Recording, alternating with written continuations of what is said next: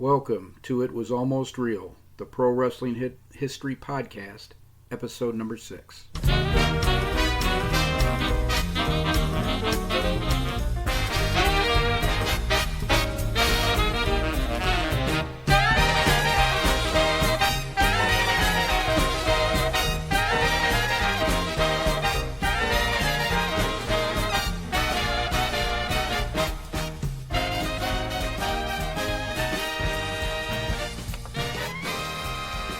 Hello and welcome to this episode of It Was Almost Real, the Pro Wrestling History Podcast. My name is Ken Zimmerman Jr., and this is a podcast dedicated to the history of professional wrestling between 1870 and 1920, although sometimes we'll even stretch into the 1930s. In this episode, I will be talking about a pair of worked title matches for the American Heavyweight Wrestling Championship. But first, I'm recording this on Friday, July 1st, because I'm trying to get ahead on the recordings. And on this week's Jim Cornette drive-thru, which I believe came out on June 30th, they were talking about a segment from the previous experience where a wrestling fan from St. Louis had written in and talked about his grandparents were mentioning, or his grandparents received a letter that he found cleaning out their house where a friend of theirs said, "Hey, we saw you at the wrestling matches on TV on May 19th, 1951. Well, the problem was twofold. One, there was no wrestling cards on that date because the St. Louis wrestling at that time ran in seasons and they were off for the season. Both promotions were off for the season. And the other thing was they didn't get TV for a few more years. So it was a bit of a mystery, and Jim Cornette said, it could have been a wrestling show from somewhere else in the country. So I was sitting there and I'm like, well, I got 30 minutes before I got to go to the gym. And I still, because I used to research St. Louis history directly, I have the regular newspaper.com portal, but I used to be a subscriber only to the St. Louis Post-Dispatch and St. Louis Star-Times archive through newspapers.com. So I still go directly just to those two newspapers through that portal. And I remembered St. Louis Post-Dispatch often ran the TV listings for that day.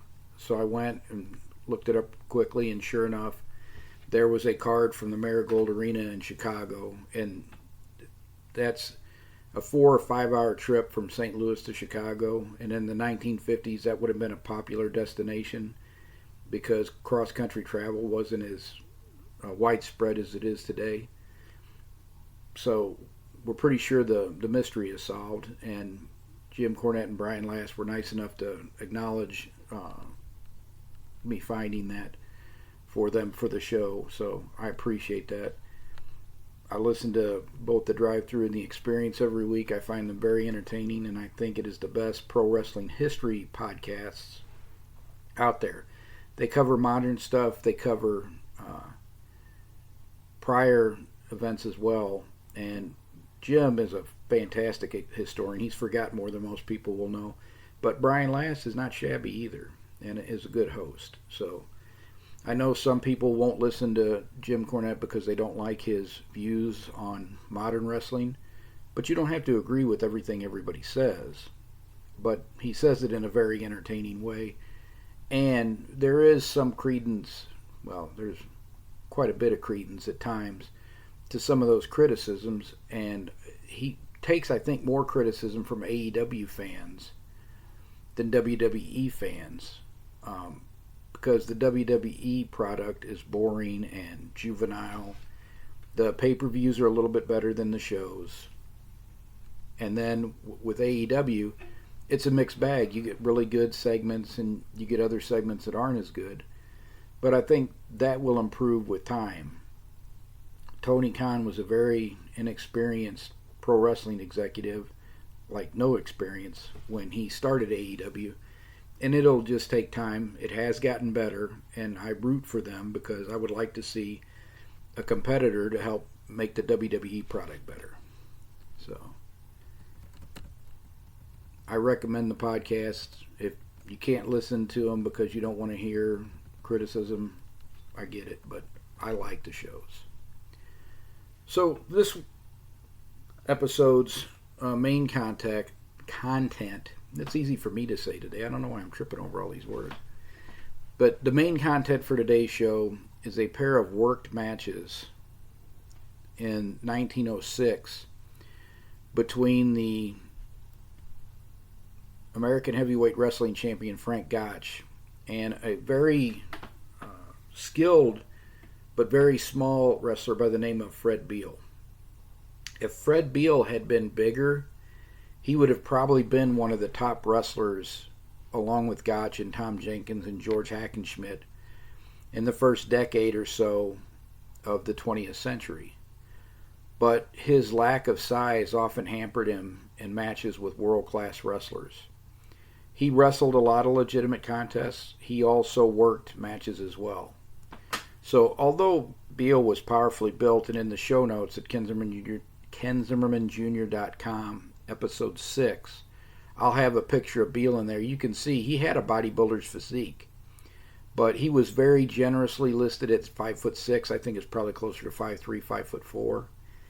And he never exceeded 170 pounds. I'd say he was probably 160 pounds most of the time, which 5'4", 160 pounds is a big person, but they're not tall, and they're not going to be able to match up with a true heavyweight. Frank Gotch stood 5'11", and most of the time weighed between 190 and 200 pounds. So there's a huge size disparity between the two men. But on Saturday, December 1st, 1906, Beal met Frank Gotch in New Orleans for the American Heavyweight Wrestling Championship. Gotch had just won the title back in 1905 from Tom Jenkins, and at this point in time, he looked pretty much unbeatable.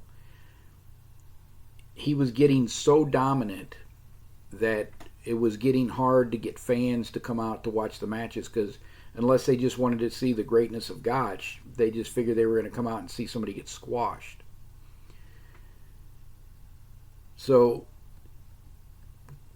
what happens oftentimes in these situations, because you have to remember, in professional wrestling, the number one goal is to draw as much money as possible. So in late 1906, Farmer Burns, Gotch's manager Mel Clank, and Gotch, I'm speculating here, this has never been written down anywhere, but I think they got together and said, we've got to do something to make people think that you can be beaten, or we're not going to be able to draw anything in this upcoming year. So in this December 1st match, where he was going to wrestle Fred Beal, and the match took place at the Greenwall Theater in New Orleans. Gotch was listed for the match at 202 pounds, while Beal weighed 168. And the match was pretty exciting, which is the first clue that it might have been a work. A lot of legitimate contests were pretty boring to watch. So Gotch and Beal spend the first 10 minutes of the match trying to gain an offensive advantage. Each time they go to the mat, it's Gotch who's on top. And he was frequently trying to grab a toehold, but Beal had these short, powerful legs, which made it very hard for him to secure his toehold. After several failed attempts, Gotch starts to look frustrated, visibly. Each time the men would come to their feet after he started looking frustrated, Gotch would lift Beal and drop him to the mat. And once he dropped Beal straight on his head, but Beal wasn't injured. And this is keeping in character for Gotch. Gotch was known to freely foul his opponents to win his matches. He didn't do it necessarily just because he was vicious like an Evan Strangler Lewis. It was part of his plan to win a match. They wrestle evenly for about 30 minutes until Gotch secures a head scissors. Using the scissors and armbar, Gotch takes Beal to the floor and pins him. So the first fall goes to Gotch after 30 minutes. And then the men left for the ring for the normal 10-minute intermission. So far, everything it looks like it could be legitimate. There's nothing out of the ordinary that's happened yet. So then they start the second fall. Beal took the offensive to start the second fall and slammed Gotch several times. And Gotch appears to be visibly fatiguing, which is unusual for him. He was not known for having poor cardio.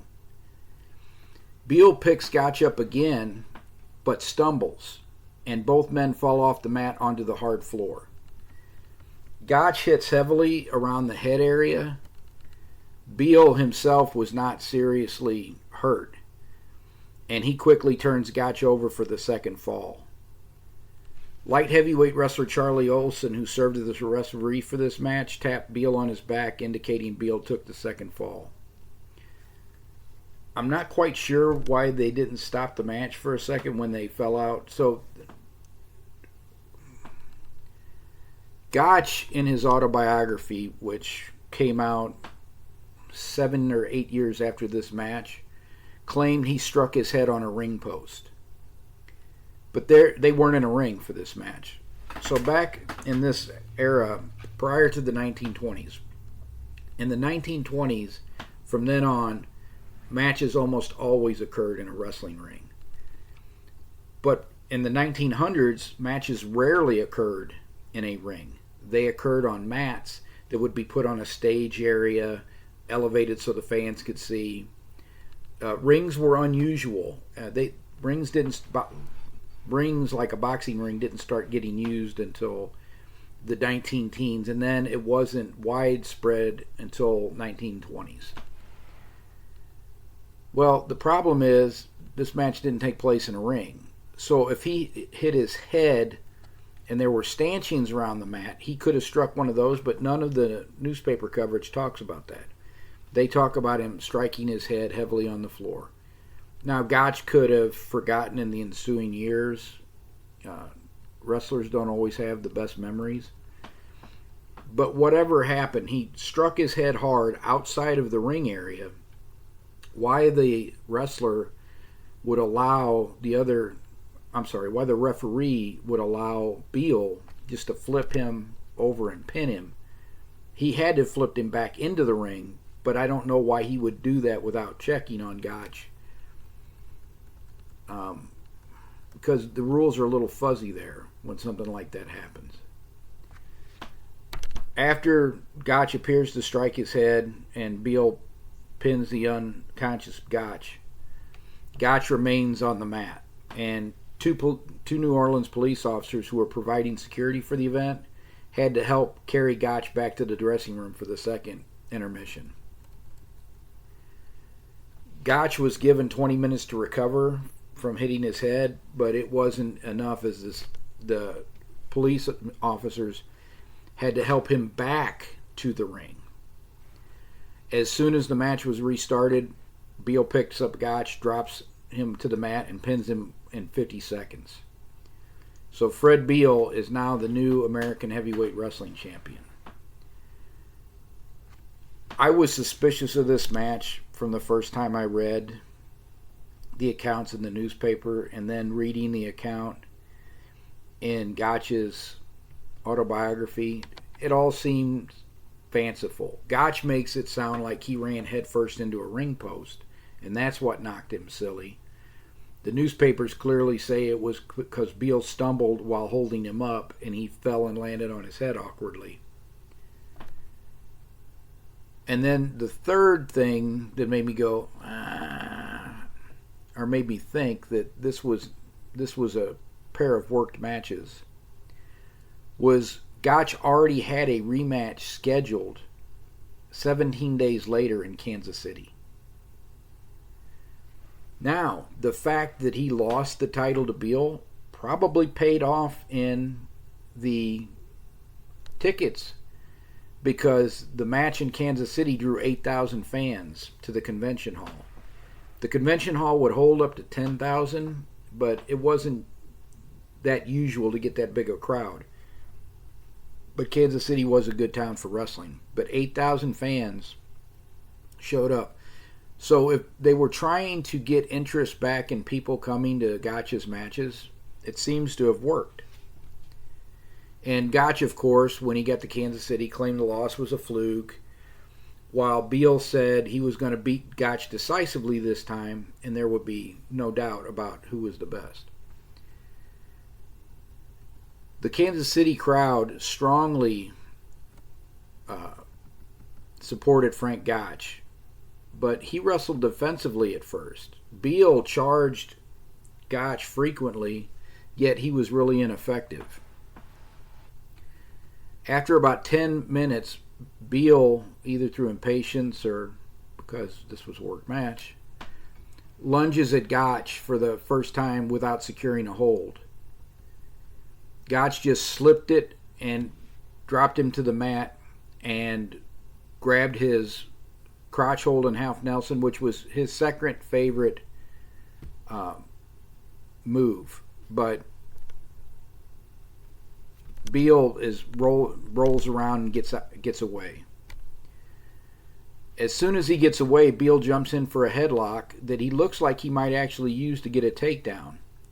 But Gotch grabs Beal's ankles and flips Beal over his shoulders. Beal lands on his head and appears dazed.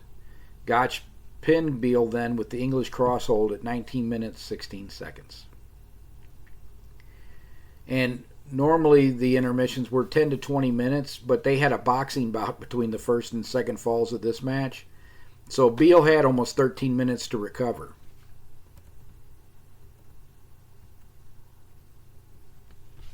So for the next 35 minutes of that second fall, Gotch went for the toe hold continuously.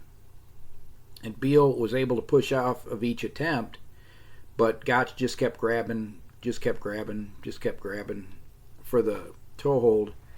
And he was doing it to lull Beal into a false sense of security, because after he had got out of so many toe holds, Gotch again secured a crotch hold and half Nelson, and this time he was able to turn Beal onto his shoulders. Gotch won his title back in 2 straight falls, and the second fall took him 38 minutes and 16 seconds. So the first question I asked about these matches, because I believe they were worked, was why didn't Gotch let Beal have a fallback when he took the title back? Why did he beat him in 2 straight falls? Because in beating him in so dominant a fashion, it looks like that first match was a fluke. And so if the first match was a fluke, then Gotch is just as unbeatable as he's always been. And you might still have the same challenge with getting fans to show up and pay to see somebody they think is just going to wreck whoever he's in the ring with. And my only answer for that is Gotch had a huge ego, and maybe he wanted to make sure that people knew that this little wrestler couldn't beat him. And on that score, if the matches were a contest, I'm sure that Beal couldn't beat him. I'm sure that's why Gotch was comfortable dropping the title back, or dropping the title to him, because if Beal didn't want to give it back, Gotch would just take it from him. Years after I had written the first time where I said I thought these were a work, I was reading Lou Thesz's autobiography, and he referred to this series of matches as business matches, meaning they were worked, and Gotch dropped the title to Beal under controversial circumstances and then took it back 3 weeks later. And remember, everything that goes on in wrestling, whether it's works in this era or any era of professional wrestling, the number one goal for the promoters and wrestlers is to draw as much money as they possibly can. So everything they do, whether they do it well or they do it poorly, is an attempt to lure more fans to come to the arenas to pay the tickets. Now, it's you're wanting to sell pay-per-views or you're wanting to get TV ratings as much as you want a gate. Pay-per-view is much more lucrative than a live gate. But in this day and age, none of that was available, so wrestlers and promoters made their money by getting people to come out and pay to see them. And so, at least in the short run, this title switch was successful. 8,000 fans showing up. That was a very nice gate for Beal and Gotch to split. But you can see in 1906, when many of the matches were contests, you have worked matches. You have worked matches going back to the 1870s. As far back as I have researched professional wrestling, there were worked matches. There were more contests in the 19th century, and then between 1900 and 1915, you have more of a transition period where I'd say maybe they're not even, but they're getting close. And then after 1915, contests are a rarity. Most contests are double crosses or agreed upon shoots to settle promotional issues. Contests are an exception, and in the modern day, they don't exist. A lot of people, what people will call shoots, are just wrestlers getting mad at each other and not cooperating. The outcome of the match is not going to change, because if they do that, they're gone. The promoter's not going to keep them around. So nobody really goes into business for themselves. If they did, the referee would disqualify them, and then the owner would fire them immediately. Probably after doing a package telling everybody what a louse they were because they tried to go in for business for themselves and hurt their friend.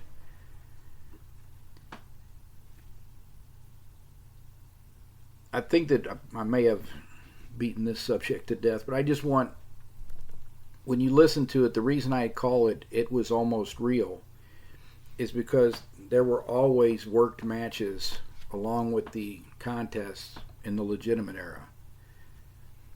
So there was never this pristine time that we all think about that wrestling matches were contests. And if you were back in that day, you probably wouldn't enjoy the contests because they could be very long stalemates with not a whole lot of action.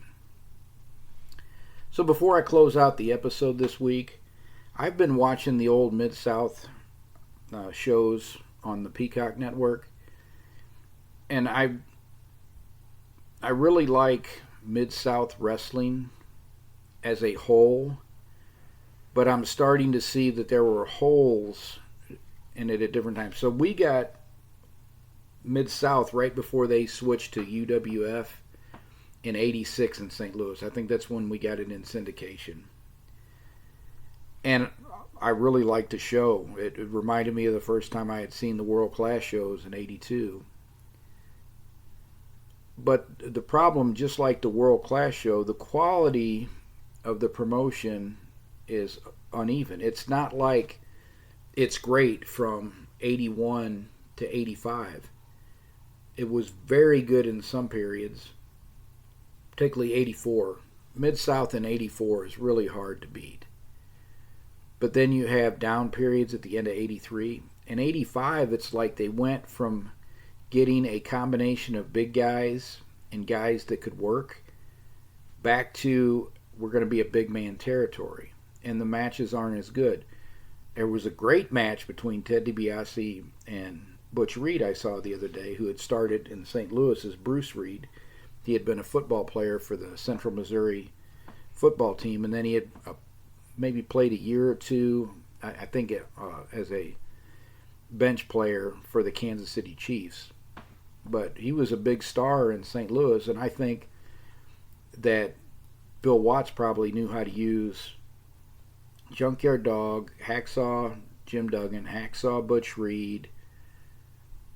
He knew how to, Dr. Dusty Williams, he knew how to use these talents better than anybody else they were with, because I didn't think much of Junkyard Dog because I had only ever seen him in WWE. I didn't see the matches in '81 and '82 where he was such a phenom. And it's the same thing with Hacksaw Jim Duggan. I really didn't get why everybody thought he was so great, because right when we got the Mid-South, he was gone as well. He had gone to New York. But I think when you're a wrestling fan from the 70s and the early 80s, you have a tendency to put these rose-colored glasses on about the territories, and you think it all made sense all the time, and it was all good all the time. And that's not the case either. There are periods. I've said I was a huge fan of World Class Championship Wrestling. We got the Von Erichs in St. Louis from the time that they started wrestling. So when we got the World Class show, I loved it. I was a big fan of the Von Erichs already from their time in St. Louis. But if you watch those shows, 82 is kind of a down year.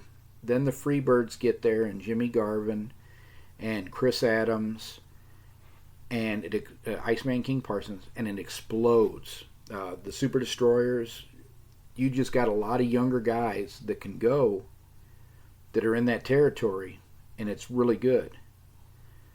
And then early in 1984, David Von Erich dies, and that promotion starts to kind of tail off a little bit. And then by 86, it's not a very good show anymore. So I don't think that the territory days were as good as we remember them. I think that they had their ups and downs as well. Now, I've said before, I did not like the original WWF. I liked the WWF in the 90s with Bret Hart and Shawn Michaels and Steve Austin and The Undertaker and Mankind. But in the 80s, I thought it was comic book wrestling. I didn't like it. It wasn't what I grew up on in St. Louis.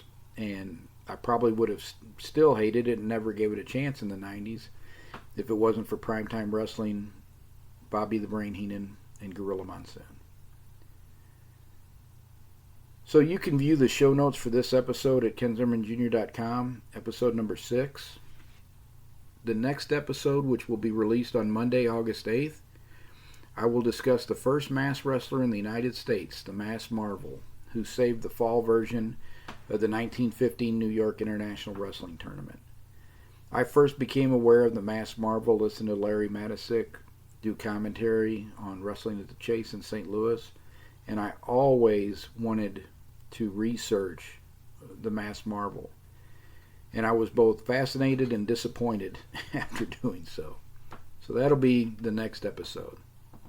KenZimmermanJr.com is the place to check out the show notes for today's episode.